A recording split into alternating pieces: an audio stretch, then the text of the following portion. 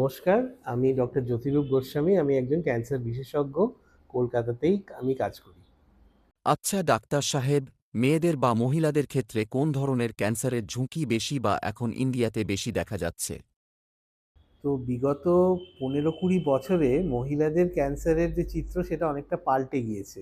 আপনারা হয়তো জানেন যে পাশ্চাত্য জগতে স্তনের ক্যান্সার মানে ব্রেস্ট ক্যান্সার এটাই সবথেকে বেশি দেখা যায় মহিলাদের মধ্যে। আমাদের দেশে মোটামুটি ওই 20-25 বছর আগে অবধি জরায়ু মুখের ক্যান্সার বেশি দেখা যেত।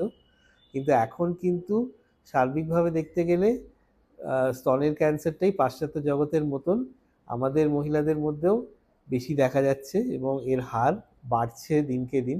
সেটা একটা চিন্তার বিষয়।